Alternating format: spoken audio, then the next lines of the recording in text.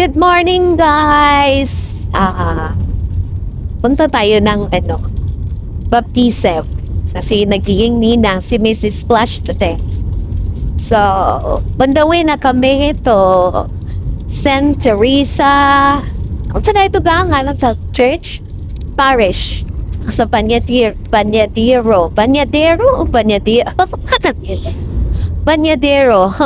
So, guys, kita-kits later. Ito pala, so kasama ko ngayon sa baptism si Bella, yung husband niya, si Jason, at si Anaki. Yes. So, pumaya guys. Bye!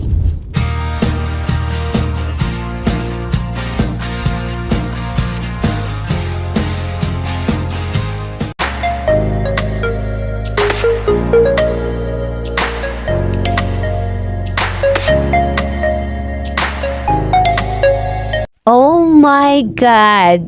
Late na naman si Ninang. Pasensya ka na anak, kasi ang ninang mo sadyang tamad. Tamad gumising ng maaga. Hindi. Sa totoo lang, gustong-gusto kong umabot sa tamang oras para maka-attain ng mesa at saka binyag. Kaya lang wala akong driver. Kaya patawarin mo na si Ninang, okay? So guys, ito na yon. Dumiretso na kami dito sa bahay nila, dito sa May Kugon. At ito yung nadatnan namin. Ang daming pagkain. Nako, Diyos ko po. Alam niyo naman si Ninang. Type na type yan. Kita niyo naman sa katawan, di ba? Kaya yan, pumasok agad kami dito at bumupo at kumain. Tingnan niyo, guys, ang daming pagkain. Ayan, ang daming pang mga cakes. Naku, Ninang, lagot ka. Lagot ang high blood mo nito. At ang cholesterol. Kaya dahan-dahan lang po. O siya. Kaya, syempre, masaya dahil kahit na late kami, nakasama namin sila. At ang baby na cute na si Zia. At yan, mga kumpare ko sila. At tsaka ito. Kaya, ang saya-saya ng binyaga na to guys. Bukod sa maraming pagkain, marami din ang nagiging bagong kaibigan namin. Ay gaya nito, kausap ko ang bagong kumpare ko.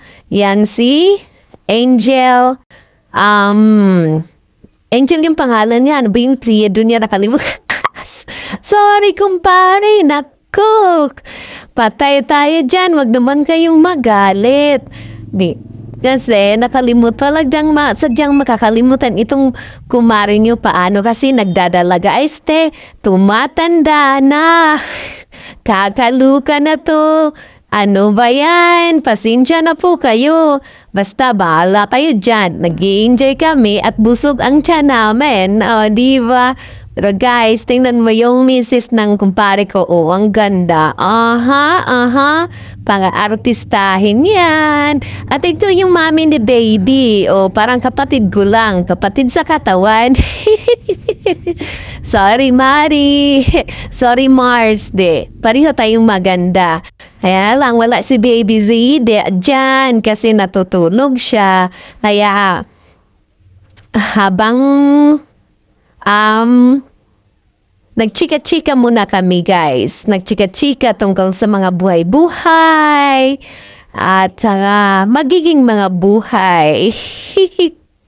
Then joke lang. Basta masaya. Masaya ang araw na to. Kasi may isa na namang parte ng pamilya na miyembro na naman ng Christian world. Sana lumaki kang mabait, magalang, at masunurin sa magulang bibizia.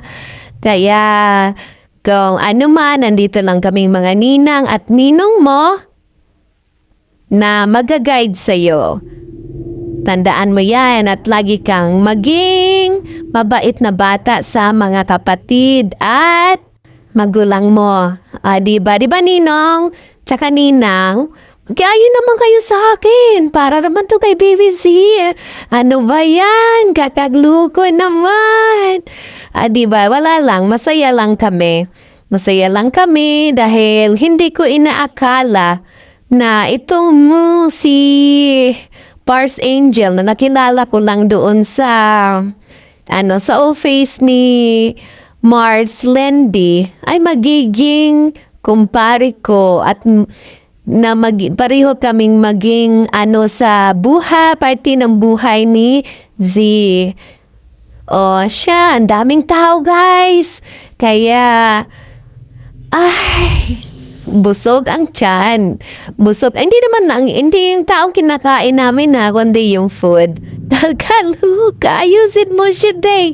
Ano ba yan? Burol ka na nga sa umpisa. Ngayon, hindi mo rin alam paano magsalita. Kawawa naman. Ano ba talaga? Diyos ko naman. Hindi, ayusin mo. Pang-asar ka. Ano ba yung tinuturo-turo mo dyan? Ano yung tinuturo mo dyan, ha? Pasensya niyo na. Pasensya niyo na si Mrs. Splash. Ganun lang talaga. Kasi, kunwari hindi siya late. Kaya ganun. Ganun lang. Ayaw mo pa picture pa. Na. Kasi nga, guys, napag-usapan namin dyan yung iba dati binibinta ko yung bike ko, motorbike. Sa bandang huli, hindi ko na tinuloy. Kasi, wala. Nanghihinayang din. Kaya sabi ko Mr. Splash, wag na lang. Kasi, ako kahit walang magdadrive, sige lang, okay lang. Ito yung pamilya nila at ito yung daddy ni Attorney Jeffrey James Okang, ang lawyer ko.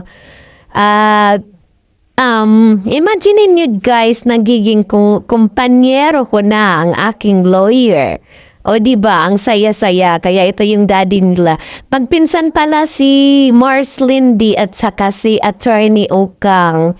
Kaya yan, nandun sila si attorney sa kabila, kumakain pa. Kasi kung late na ako, mas late na sila. Pero hindi sila late sa simbahan. Ako lang yun. Naku, Shindy, wag kang mangdamay. Pang-asa. Pangasay naman di Shindy. Ano ba yan? Kaya yan, nandyan si Bella, tsaka si Jason, kasama ko. Kaya usap-usap muna, chika-chika, para magkakilanlan ng maigi. Ganon.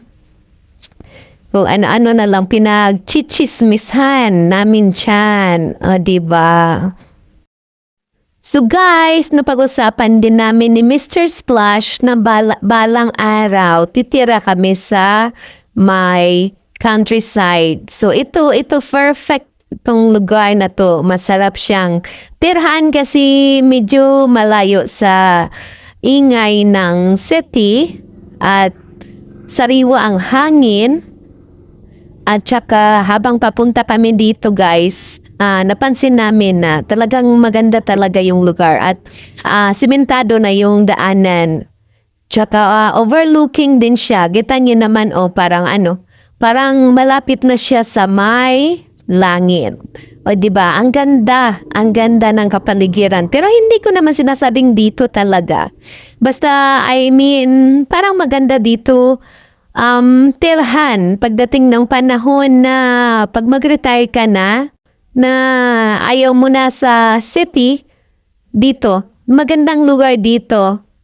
Gaya nung napuntahan din namin ni Mr. Splash sa Pagadian, doon sa malapit sa bahay ni Brainy.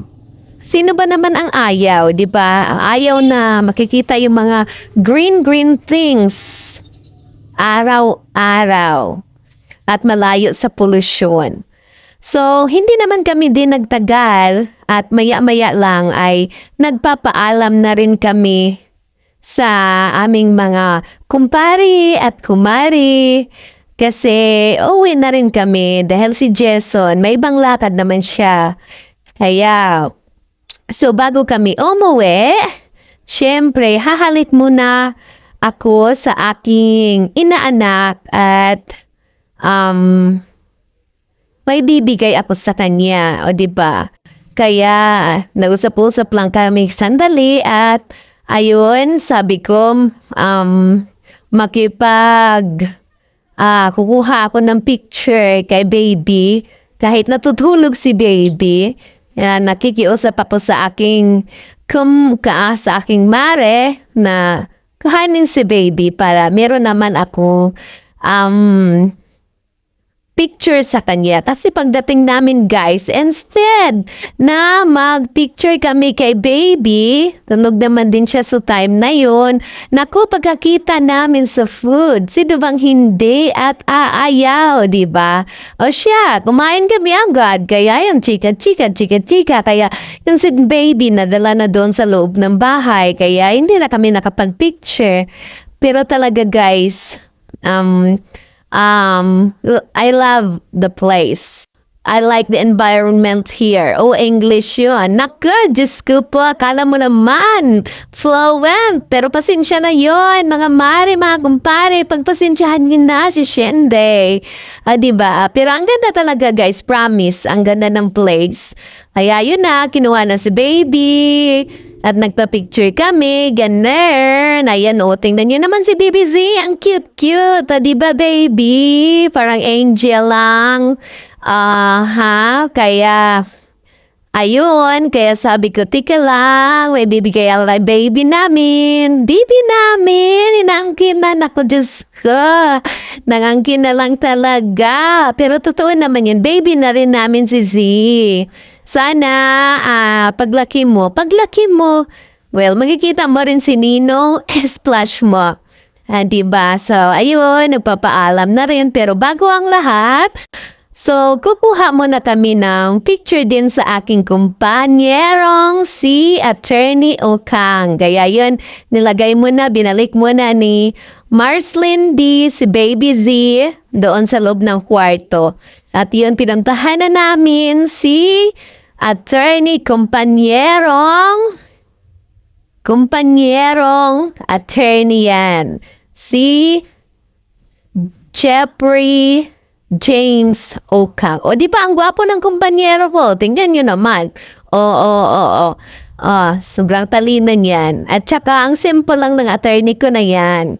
Ang simple lang. At friendly, super friendly. Kaya kung meron kayong mga problema, wag lang sa pera. Pero kung problema lang sa mga dapat ninyong magtanong na kayo at lumapit kayo kay Attorney Jeffrey James Okang. Ang galing niya po.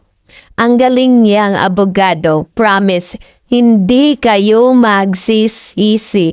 O, diba? Attorney, walang bayad to Hindi to promotion. Sinasabi ko lang yung katotohanan. O, diba? Kaya Mars, thank you. Thank you sa panahon at thank you sa pag-invite sa amin at saka pagiging parte ng buhay ni DBZ. Kaya salamat, Mare. Okay, bye-bye.